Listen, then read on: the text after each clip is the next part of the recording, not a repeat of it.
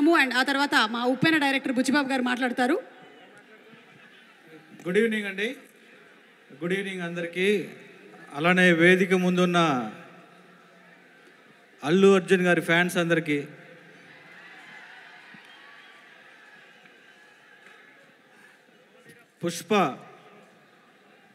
పుష్ప అనేది ఒక బ్రాండ్ అయిపోయింది ఈరోజు ఇండియా మొత్తం.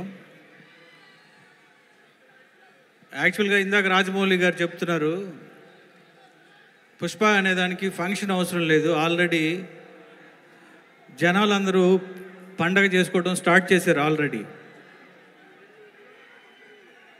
నేను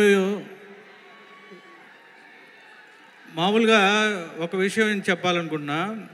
ఒక 2 years బ్యాక్ 3 years బ్యాక్ ఎక్కడికన్నా వేరే కంట్రీలో ఏదన్నా ప్లేస్కి వెళ్తే మీరు ఎక్కడి నుంచి ఏంటి అంటే మేము ఇట్లా తెలుగు ఫిలిం ఇండస్ట్రీ అంటే బాహుబలి అని అడిగేవాళ్ళు.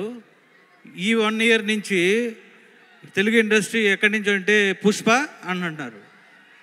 ఏ స్టేట్కి వెళ్ళినా ఏ కంట్రీ వెళ్ళినా ఇదే వినపడుతుంది. దీన్ని బట్టి అర్థం చేసుకోవచ్చు, పుష్ప అనేది ఒక బ్రాండ్. అల్లు అర్జున్ గారు ఒక బ్రాండ్ ఈరోజు ఇండియాలో. అది మామూలు విషయం కాదంటే, నేను బన్నీ గారిని చాలా దగ్గర నుంచి చూస్తూ వచ్చాను. ఆయన కసి, ఆయన కసి నేను చూసా దగ్గర నుంచి. ఈరోజు అల్లు అర్జున్ గారు ఒక బ్రాండ్ అయ్యారు అంటే ఆయన కసి, ఆయన పట్టుదల, ఆయన హార్డ్ వర్క్, ఇంకా ఇవి మూడే ఆయన ఈరోజు ఒక నేషనల్ లెవెల్లో ఒక స్టార్గా తీసుకెళ్తున్నాయి. ఈ సినిమా పుష్ప 2 గురించి ఇండియా మొత్తం ఆల్రెడీ అడ్వాన్స్ బుక్ చేసుకొని ఆల్రెడీ ఎక్కడికో తీసుకెళ్తున్నారు ఈ సినిమాని. రాజమౌళి గారు ఎప్పుడో ఒక ఇంటర్వ్యూలో ఒక మాట చెప్పారు,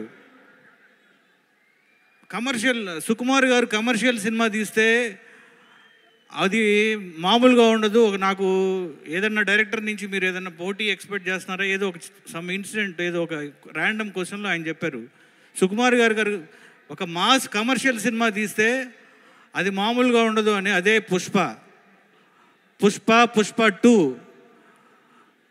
సుకుమార్ గారి హార్డ్ వర్క్, ఆయన కసి, ఆయన పిచ్చి, ఆయన ఒక డైరెక్టర్లో నేను చూసిన వాళ్ళలో నాకు one of the favourite director Sukumar గారు.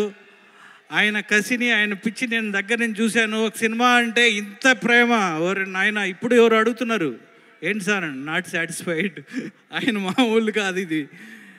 అలానే ఈ సినిమా పుష్ప 2 ప్రపంచం మొత్తం వైల్డ్ ఫైర్ అవ్వాలని మనస్ఫూర్తిగా కోరుకుంటున్నా.